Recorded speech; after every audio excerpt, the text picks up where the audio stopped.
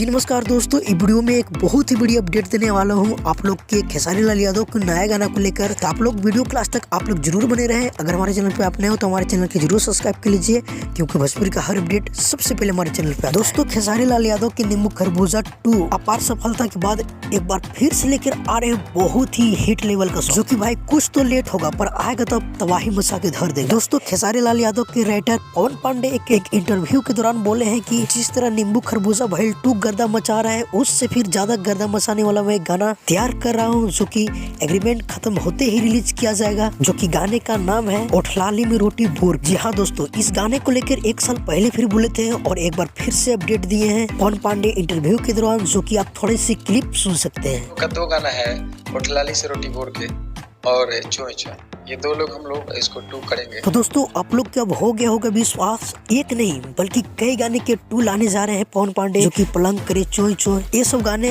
पवन पांडे की लिखा super duper हुई है। इसको 2 पार्ट तो आना तो जरूरी है। तो आप लोग कितने एक्साइटेड है ओठलाली से रोटी बोर के, हमें जरूर कमेंट करके बताइए 2 के लिए। तो फिलहाल के लिए यही अपडेट था, मिलते हैं किसी अपडेट के साथ बहुत ही जल्द। अगर हमारे चैनल पे आप नए हो तो हमारे चैनल को जरूर सब्सक्राइब कर लीजिए, क्योंकि भोजपुरी का हर अपडेट सबसे पहले हमारे चैनल पे आता है। जब तक लिए जय हिंद, जय भोजपुरी।